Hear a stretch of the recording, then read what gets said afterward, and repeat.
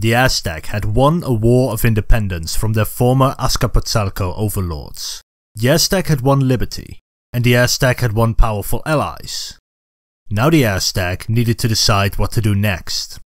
First was the issue of what to do with their allies. Were they going to leave each other alone? Would they maintain their alliance? Would they turn on each other? Secondly was the issue of what to do with the lands of their former Azcapotzalco overlords. The Aztec and their allies had destroyed the capital, but most of the territory was still untouched, and so a meeting was held to settle both of these matters. Leaders from Tenochtitlan, Texcoco, and Tlacopan met and agreed to maintain their alliance instead of more war. After all, they were not only allies in battle, but also through marriage. And so they continued their triple alliance. But what did this alliance actually entail? Well, each of the three powers would be politically independent with their own king, laws, and sovereignty. Merchants could travel freely between the three states, and they would support each other in war. And it's in war particular that the Triple Alliance excelled. You see, these three states would frequently go to war, and they could call upon their two allies to supply troops and resources in the war effort. And it's at this point that the Triple Alliance decided how to divide the spoils of war, including the territories of Azcapotzalco. They decided that the spoils from their shared wars would be shared between the three of them, but not equally shared. Because Tlacopan entered the War of Liberation late, only after Tenochtitlan and Texcoco had already achieved major victories, they would receive only half as many spoils as the Aztec and Texcoco. And so they split up Azcapotzalco between them, with Tlacopan receiving 20% of the spoils, and Texcoco and Tenochtitlan both receiving 40%. But with this new territory came the question of governance. How do you rule over other towns and cities? And the Aztecs simply decided to take over the system of Azcapotzalco. They would rule indirectly, letting their vassals rule themselves as long as they sent biannual tribute, worship Huitzilopochtli, and provide soldiers to the Aztec army in times of war. In exchange, the vassal would receive free access to the markets of the Triple Alliance, worship their own gods, and receive protection from the mighty Aztec army.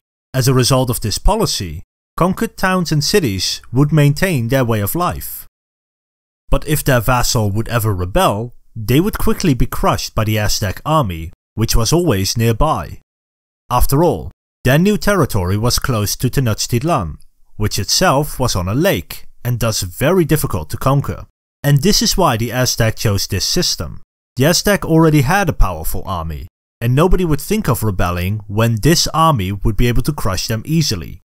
So this was an easy and cheap way of maintaining control, as they would have a powerful army regardless of whether they had vassals or not. And so the Aztec had secured an alliance with two kingdoms, secured 40% of any booty gained in shared wars, and established control over their new territories. But now they had new problems. The Aztec needed to secure their northern and southern border. Azcapotzalco, being the warrior king that he was, decided to send in the military rather than finding a less destructive, and thus more profitable, solution such as expanding the Triple Alliance, political marriages, or political intrigue. Azcapotzalco first attacked the kingdoms to the south in order to gain access to their chinampas. They were a type of floating garden with fertile soil collected from the bottom of a lake or swamp. These chinampas were so fertile that they could be harvested several times per year, making them much more efficient than land-based agriculture. For more information on the chinampas, please see the description. Next, the Aztec invaded the region to the north, gaining them control over the entire basin.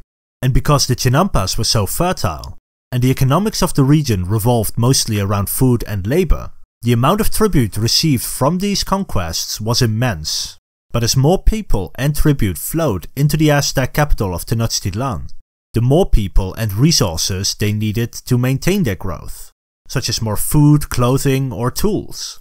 As the Aztecs conquered, they needed to conquer more in order to maintain their conquests, creating an endless cycle of expansion. And so the Aztecs were then forced to undertake military campaigns outside the basin they called their home. As you can see on this map, the Aztec only controlled a small amount of territory when compared to the total size of Mesoamerica. But under King Itzcoatl, they conquered the lands of Coahunahuac. And it's around this time that the Aztec kingdom turned into the Aztec Empire. While there is no definitive moment when it became an empire, it is the first time that the Aztecs ruled over various different states and peoples. And it's also around this time that the Aztec became the dominant force in the Triple Alliance. While they were still allies, of course, the Aztecs had far outgrown their allies in a period of only 14 years. And as the Aztec expanded, this imbalance would only increase.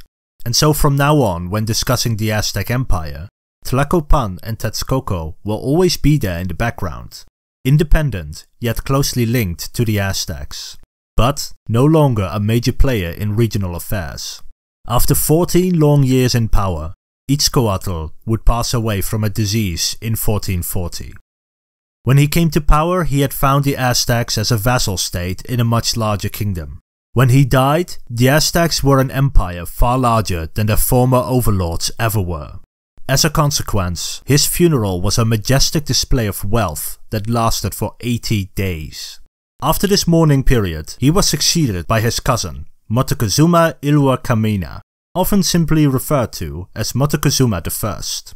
On his coronation day, he was visited by the king of Texcoco, his cousin.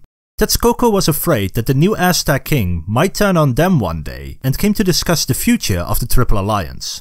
Moctezuma would proclaim that Texcoco was still their ally, but that he couldn't appear weak in front of their subjects, and so the two kings agreed on a very odd plan. They would have a simulated war, where they agreed they would declare war, fight a little, and then rejoice in an Aztec victory. And now that everybody thought he was a strong king, Moctezuma focused inward. He reduced military action in order to pay for various construction projects.